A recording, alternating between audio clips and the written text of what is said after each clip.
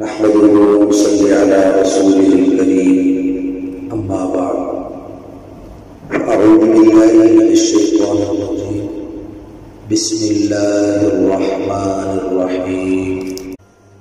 سورہ بقرہ کا اکثر حصہ ہجرت مدینہ کے بعد بالکل ابتدائی دور میں نازل ہوا۔ عربی زبان میں بقرہ گائے کو کہتے ہیں۔ چونکہ اس سورہ مبارکہ میں بقرہ کا لفظ بھی آیا ہے اور گائے ذبح کرنے کا واقعہ بھی مذکور ہے، اسی لیے اس کو سورۃ البقرہ کہا جاتا ہے۔ بنی اسرائیل کے ایک مالدار شخص کو اس کے بھتیجے نے مال وراثت ہتھیانے کی غرض سے قتل کر دیا تھا، اور پھر رات کی تاریکی میں ناش اٹھا کر کسی دوسرے کے دروازے پر ڈال دیا اور اس پر قتل کا دعویٰ بھی کر دیا۔ قریب تھا کہ مدعی اور مدعی علیہ کے خاندان میں ایک دوسرے پر ہتھیار اٹھا لینے کا مسئلہ بن جاتا کہ اللہ رب العزت نے حضرت سیدنا موسیٰ علیہ نبینا علیہ السلام کے ذریعے سے انہیں گائے ذبح کرنے اور اس کے گوشت کا کچھ حصہ اس مقتول کے جسم کے ساتھ لگانے کا حکم دیا کہ ایسا کرنے سے مقتول زندہ ہو کر اٹھ بیٹھا اور اس نے اپنے قاتل کی نشاندہی کر دی۔ اتفاق سے انہی دنوں میں بنی اسرائیل کا ایک گروہ مرنے کے بعد کی زندگی کا بھی انکار کر رہا تھا۔ مقتول کے زندہ ہونے سے نہ صرف یہ کہ قاتل کی نشاندہی ہو گئی، بلکہ بعثت بعد الموت پر بھی ایک حجت قائم ہو گئی۔ اس کے علاوہ مصریوں کے ساتھ طویل عرصہ تک رہنے کی وجہ سے بنی اسرائیل کے دل میں گائے کی محبت اور جو عقیدت رچ بس گئی تھی، گائے ذبح کرنے کا حکم دے کر اس کی تردید اور توہین بھی کر دی۔ اس واقعے کے علاوہ پہلے پارے میں جو اہم مضامین بیان ہوئے ہیں وہ کچھ اس طرح ہیں کہ اس سورت کی ابتدا رسول اللہ صلی اللہ علیہ وسلم کی دائمی معجزہ یعنی قرآن مجید کے ذکر سے ہوئی ہے۔ یوں تو آپ کو متعدد حسی اور مادی معجزات بھی عطا کیے گئے، لیکن آپ کا سب سے بڑا معجزہ، آپ کا سب سے بڑا معجزہ علمی معجزہ جو قرآن مجید۔ اس سورت کی ابتدا حروف مقطعات سے یعنی الف لام میم سے ہوئی۔ ابتدا کا یہ انداز عربوں کے لیے غیر مانوس تھا کہ اس انداز سے ان کی توجہات اپنے طرف مبذول کر لیں اور وہ توجہ سے بات سننے پر مجبور ہو جائیں کہ قرآن کریم کی جن صورتوں کا آغاز حروف مقطعات سے ہوا ہے وہاں قرآن کریم کی عظمت و صداقت اور اعجاز و حقانیت کا تذکرہ بھی ہوا ہے، جس کی وجہ سے علماء کی ایک بہت بڑی جماعت کی رائے یہ ہے کہ حروف لا کر حقیقت میں قرآن کریم کو انسانی کاوش قرار دینے والوں کو ایک چیلنج کیا گیا ہے۔ اگر وہ واقعی قرآن کریم محمد صلی اللہ علیہ وسلم کا خود ساختہ کلام ہے تو تم ان حروف سے جو تم دن رات استعمال کرتے ہو ایسا ہی کلام بنا لو۔ تمہیں اپنی فصاحت و بلاغت پر اور زبان دانی پر بڑا ناز ہے، تو جس کی وجہ سے انسان مقابلہ کرتا ہے، تو تم تو باقی سب کو گونگا کہتے ہو۔ عرب لوگ اہل عجم کو کیا کہتے ہیں؟ یہ گونگے، ان کی تو زبان نہیں، تو تم بھی یہ بنا لو اس کے بالمقابل. لیکن تاریخ گواہ ہے نہ کل کے کافروں نے اس چیلنج کو قبول کیا نہ آج کوئی قبول کرنے والا ہے، اور نہ ہی قیامت تک کوئی قبول کرنے کی جرات کر سکتا. اور اس کے بعد انسانوں کی 3 اقسام بیان ہوئی کہ انسانوں کی 3 قسمیں ہیں: مومن، کافر اور منافق. مومنوں کی، ایمان والوں کی 5 صفات بیان ہوئی ہیں. ایمان والوں کی 5 صفات بیان کی ہیں. ایمان بالغیب یعنی ان حقائق پر ایمان لانا جن کا حواس سے ادراک نہیں کیا جا سکتا، جیسے جنت ہے، دوزخ ہے، حشر و نشر ہے، حساب و کتاب ہے، پلسرات ہے، اور میزان عدل کا قائم ہونا ہے. یہ چیزیں انسان دیکھ نہیں سکتا، سوچ بھی نہیں سکتا، اس کی حس میں، ادراک میں نہیں آ سکتی یہ بات. اور دوسری ایمان والوں کی صفت یہ ہے اقامت الصلاۃ، یعنی نماز کو شرائط و آداب کا لحاظ رکھتے ہوئے مستقل ادا کرتے رہنا. صرف نماز، اقامت صلاۃ کا یہ مطلب نہیں ہے کہ نماز پڑھ لی، بلکہ اقامت صلاۃ کا مطلب یہ ہے کہ تمام شرائط کے ساتھ اور آداب کا لحاظ کرتے ہوئے نماز کو مستقل طور پر ادا کرتے رہنا. اور تیسری ایمان والوں کی صفت کیا ہے؟ ادائے زکوٰۃ. قرآن کریم میں عام طور پر نماز اور زکوٰۃ کا اکٹھے ہی ذکر ہے.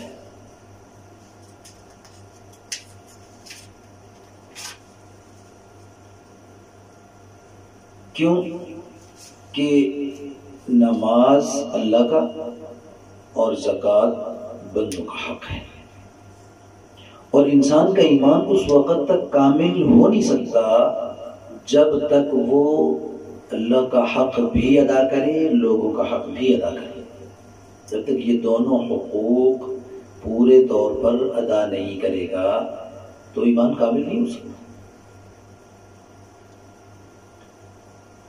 اور ایمان والوں کی چوتھی صفت یہ ہے کہ ان تمام آسمانی کتابوں پر ایمان لانا جو مختلف زمانوں میں، مختلف ادوار میں، مختلف انبیاء اور رسل پر نازل کی گئی.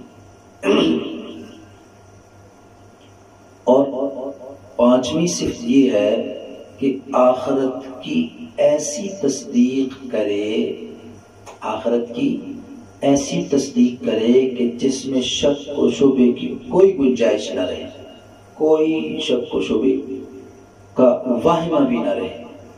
اتنی تصدیق کرے، دل کی، دماغ کی، ذہنی، جسمانی انتہائی گہرائیوں کے ساتھ اس کا وجدان تسلیم کرے کہ یہ آخرت اور اس میں قائم ہونا ہے.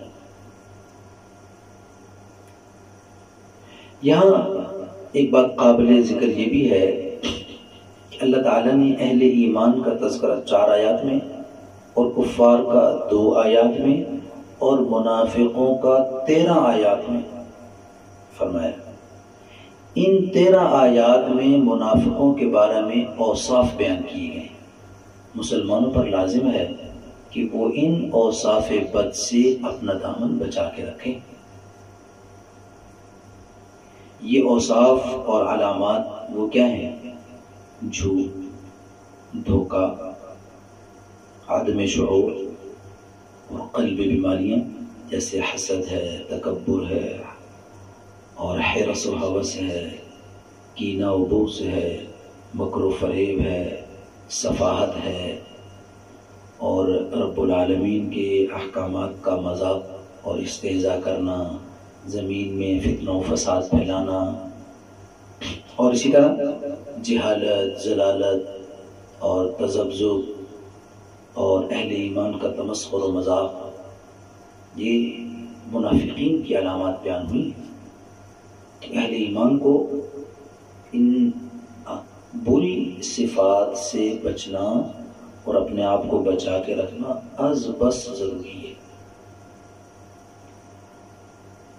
حضرت آدم اور حضرت حوا علیہ السلام کا واقعہ جو ابلیس کے ساتھ پیش آیا، حقیقت میں یہ ساری انسانیت اور اس دنیا کی ابتدا سے انتہا تک کا قصہ ہے۔ یہ قصہ حق اور باطل، خیر اور شر کے درمیان دائمی کشمکش کی نشاندہی کرتا ہے۔ یہ قصہ حضرت آدم علیہ السلام کی عظمت، آدم علیہ السلام کی شان اور مقام بتاتا ہے کہ انہیں زمینی خلافت عطا کی گئی اور ایسے علم سے نوازا گیا کہ جو فرشتوں کے پاس بھی نہیں تھا۔ ملائکہ کو ان کے سامنے سجدہ ریز ہونے کا حکم دیا گیا، منصب خلافت پر فائز کیا گیا، اور بنو آدم اس حکم کے پابند ہیں کہ وہ زمین پر اللہ کے حکموں کو نافذ کریں اور دنیا کا نظام ویسے چلائے جیسے اللہ چاہتا ہے۔ یوں تو قرآن کریم میں متعدد مقامات پر بنی اسرائیل کا تذکرہ ہے، لیکن ان کے بارے میں سب سے زیادہ تفصیلی بحث سورہ بقرہ میں۔ پہلا پارہ تقریباً پورا ہی ان کے واقعے پر مشتمل ہے۔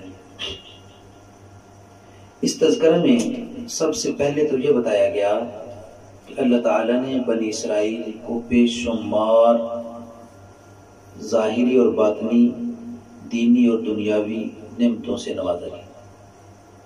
اس کو قرآن میں بڑے صاف الفاظ میں فرمایا، یا بنی اسرائیل اذکروا نعمتی التی انعمت علیکم۔ پہلے کیا فرمایا؟ وَأَوْفُوا بِعَهْدِي أُوفِ بِعَهْدِكُمْ، اور دوسری جگہ یا بنی اسرائیل اذکروا نعمتی التی انعمت علیکم وانی فضلتکم علی العالمین، کہ ایسی عظمتیں دیں بنی اسرائیل کو کہ ان کے اندر کثرت سے انبیاء پیدا فرمائے اور انہیں دنیاوی خوشحالی عطا کی گئی، اور عقیدہ توحید، ایمان کی نعمت سے سرفراز فرمایا گیا، اور فرعون کے مظالم سے نجات دی۔ انہوں نے حضرت موسیٰ علیہ السلام کی قیادت اور سرپرستی میں مصر سے ہجرت کی۔ فرعون نے ان کا پیچھا کیا تو سمندر میں ان کے لیے راستے بنا دیے گئے، اور ان پر ظلم و ستم ڈھانے والوں کو ان کی نظروں کے سامنے بمائے لاؤ لشکر کے غرق کر دیا، اور صحرائے سینا میں وہ بے سر و سامانی کے عالم میں ان کے کھانے کے لیے من و سلوہ اور سایہ کے لیے ٹھنڈے بادلوں کا انتظام فرمایا، اور پینے کے لیے پانی کی تلاش ہوئی تو پتھر سے 12 چشمے جاری فرما دیے۔ اس کے بعد بتایا گیا کہ انہوں نے ان نعمتوں کا شکر ادا نہ کیا اور آہستہ آہستہ نعمتوں کی ناقدری، ناشکری شروع کر دی۔ چنانچہ انہوں نے حق کو چھپایا، خاتم الانبیاء صلی اللہ علیہ وسلم کی نبوت کا انکار کیا، اور بچڑے کو معبود بنا لیا، اور دشت سینا میں بے صبری اور حرص و ہوس کا مظاہرہ کیا، اور اریحہ شہر میں متکبرانہ انداز میں داخل ہوئے، جبکہ انہیں عاجزی کے ساتھ داخل ہونے کا حکم دیا گیا تھا۔ انہوں نے انبیاء کو ناحق قتل کیا، بار بار بدعہدی کے مرتکب ہوئے، ان کے دل سخت ہو گئے تھے۔ انہوں نے کلام اللہ میں لفظی اور معنوی تحریف کی، شریعت کے بعض احکام پر وہ ایمان لائے اور بعض کا انکار کر دیا۔ وہ بغض اور حسد کی بیماری میں مبتلا ہو گئے، انہیں مادی زندگی سے مبالغے کی حد تک محبت تھی، بہت زیادہ دنیا کی محبت کو چاہنے لگے، اور مقرب فرشتوں سے بیزاری کا اظہار کرتے تھے، اور یہاں تک کہ دنیا کی اتنی محبت ان کے دلوں میں جا گزری ہو گئی کہ جب انہوں نے کہا کہ ہم تو نحن ابناء اللہ و احباؤہ، ہم تو اللہ کے بڑے محبوب اور پسندیدہ ہیں، تو قرآن نے ان کی اس دعوی کو اس انداز سے رد فرمایا، اچھا اگر تم اپنی بات میں سچے ہو تو موت کی طرف، اور موت کی تمنا کرنے کا حکم دیا، اور ساتھ اللہ نے بھی اعلان کر دیا کہ یہ موت کی تمنا نہیں کریں گے، وَلَن يَتَمَنَّوْهُ أَبَدًا بِمَا قَدَّمَتْ، موت کی نہیں تمنا کریں گے۔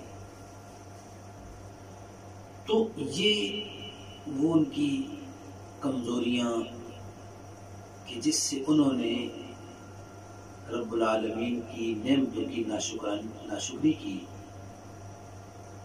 اور جادو اور کہانت اس میں دلچسپی لینے لگے، اور شیطان کی پیروی کرنے لگے، اور ان کے ہاں ایسے عملیات کا رواج پڑ گیا کہ جس کے ذریعے سے وہ میاں بیوی کے درمیان جدائی کروا دیتے، اور وہ بڑے وثوق سے اور بڑے دعوے سے وہ کہتے تھے کہ جنت میں تو ہم ہی جائیں گے۔ ایک طرف یہ دیکھیں ایسے اعمال اختیار کر رہے ہیں کہ جس کے ذریعے سے میاں بیوی میں جدائی کروا رہے ہیں، جو کہ اللہ کے ہاں سب سے ناپسندیدہ ہے۔ سب سے برا انسان وہ ہے کہ جو ایک بستے ہوئے گھر کو اجاڑ کے رکھتے ہیں اور وہ اس میں مہارت رکھتے ہیں گھر برباد کرنے میں، اور ساتھ سبحان اللہ کیسے دعوے دار ہیں عشق کے اور اللہ کی محبت اور جنت کے، جنت میں صرف ہم ہی جائیں گے۔